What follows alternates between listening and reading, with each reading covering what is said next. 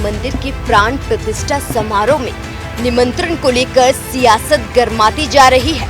अलग अलग राजनीतिक दलों के नेताओं की प्रतिक्रियाएं भी सामने आ रही हैं।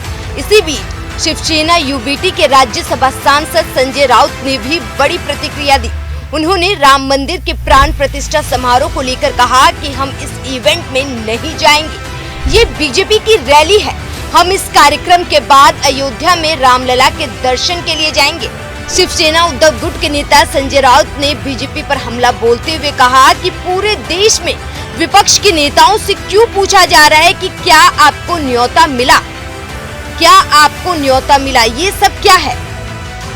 वहाँ बीजेपी की सत्ता है। मुझे लगता है कि प्रभु श्री राम को एक तरह से किडनैप कर लिया गया है। क्या हम बीजेपी के न्योते का इंतजार करेंगे? जब बीजेपी का कार्यक्रम खत्म हो जाएगा उसके बाद हम अयोध्या में रामलला के दर्शन के लिए जाएंगे। इससे पहले राष्ट्रवादी कांग्रेस पार्टी के अध्यक्ष शरद पवार ने भी राम मंदिर के प्राण प्रतिष्ठा समारोह को लेकर बीजेपी पर हमला बोला। उन्होंने कहा उन्हें अगले महीने अयोध्या में राम मंदिर के उद्घाटन के लिए आमंत्रित नहीं किया गया है।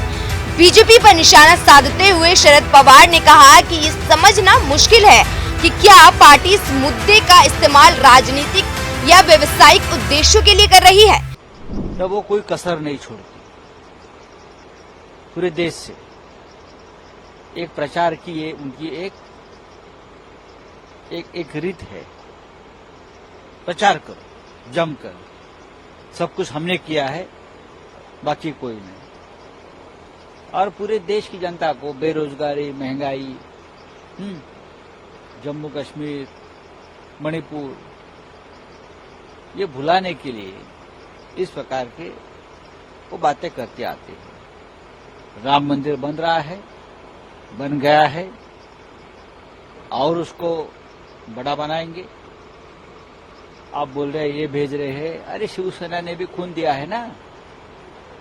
हमने भी वहां, शिवसेना ने, बाला साहब ठाकरे थे, हजारों शिवसैनिक वहां कर सेवा कर रहे थे, तो हमारा अभी खून पसीना उस मंदिर निर्माण में लगा है। तो इन्विटेशन को लेकर बात हो रही है। अरे वो राजनीति होती है। भारतीय जनता पार्टी के प्रोग्राम में कौन जाएगा? ये थोड़ी देश का राष्ट्रीय कार्यक्रम है। ये बीजेपी एक अपना खुद का उत्सव और प्रचार या सभा, रैली ये कर रही है। उसमें पवित्रता कहाँ है? तो सर आप लोग उसके बाद जाएंगे? जरूर जाएंगे, क्यों नहीं जाएंगे? बीजेपी का कार्यक्रम खत्म होने के बाद जाएंगे। शरद पवार ने कहा पता नहीं भाजपा इस मुद्दे का इस्तेमाल किस तरीके से कर रही है। पवार ने कहा हमें खुशी है कि मंदिर बन रहा है जिसके लिए कई लोगों ने योगदान दिया। पवार से जब पूछा गया कि उन्हें आमंत्रित किया गया तो उन्होंने नकारात्मक जवाब दिया। पवार ने कहा मैं आस्था की 2-3 स्थानों पर जाता हूं, जिसके बारे में मैं सार्वजनिक रूप से बात नहीं करता हूं। ये एक निजी मामला है। राम मंदिर का उद्घाटन 22 जनवरी को किया जाएगा, जिसमें प्रधानमंत्री नरेंद्र मोदी, उत्तर प्रदेश के मुख्यमंत्री योगी आदित्यनाथ और 6000 से अधिक लोगों के प्राण प्रतिष्ठा समारोह में शामिल होने की उम्मीद है। 15 जनवरी को रामलला के बाल रूप की मूर्ति को गर्भगृह में स्थापित किया जाएगा।